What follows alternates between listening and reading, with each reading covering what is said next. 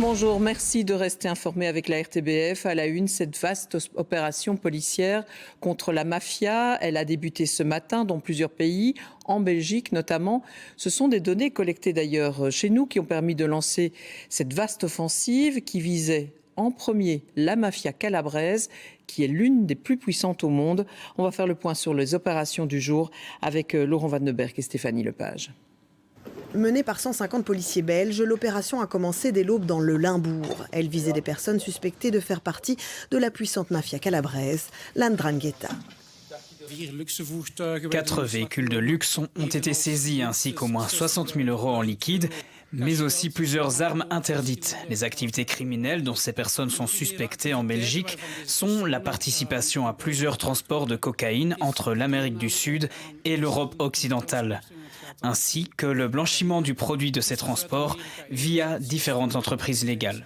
Maar ook het witwassen van die opbrengsten van deze transporten via verschillende legale bedrijven. En tout, au Limbourg, 25 perquisitions ont été menées dans plusieurs localités. Mais au-delà de la Belgique, d'importantes perquisitions ont aussi eu lieu simultanément en Italie, France, Portugal, Espagne, Roumanie, Slovénie ou encore en Allemagne, où quelques 1000 policiers ont visité une centaine de lieux différents dans 5 régions, comme ce car wash de Bavière, qui aurait été utilisé pour blanchir de l'argent à grande échelle. Les raids et les arrestations ici en Bavière ont évidemment été effectués avec des forces de police spéciales.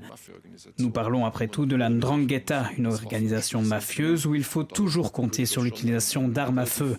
Donc l'opération policière a été assez soudaine et le raid bien mené. La 'Ndrangheta, dont les racines sont ancrées en Calabre, dans le sud de l'Italie, constitue l'une des plus puissantes organisations criminelles d'Europe, tirant sa richesse du narcotrafic. Au total, aujourd'hui, 132 personnes ont été arrêtées, dont 13 en Belgique.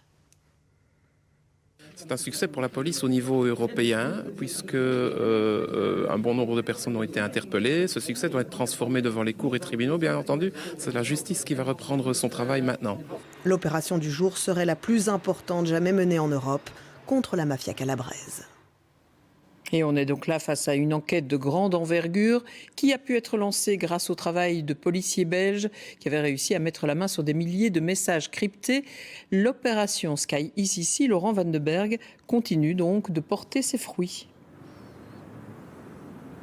Exactement, Véronique. Ce dossier a été ouvert en fait dans le plus grand secret il y a 5 ans en Belgique. Alors à la manœuvre, c'est le parquet fédéral en collaboration avec le parquet du Limbourg, la PJF du Limbourg et le parquet général d'Anvers. C'est un dossier qui a été ouvert il y a 5 ans, donc en 2018, 3 ans plus tard, en 2021, une équipe commune d'enquête a été constituée avec les autorités judiciaires italiennes. Et à ce moment, il y a un deuxième apport belge. Et bien, ce sont ces messages cryptés de l'opération Sky ici, une opération contre les narcotrafiquants, une aide pour l'enquête et évidemment une aide pour l'opération du jour, l'opération Eureka. Écoutez Eric Van Deuil s'il nous raconte le jour où tout a commencé, comment cela a démarré dans le Limbourg. Je vous propose de l'écouter. Alors tout part d'informations dans le Limbourg. Le Limbourg, de par sa proximité à la fois avec le port d'Anvers, avec les frontières, etc., est un endroit où les mafias travaillent relativement facilement. Et donc tout part d'une information, il y a plus de 5 ans dans le Limbourg, qui a été travaillée par la police judiciaire fédérale avec des moyens importants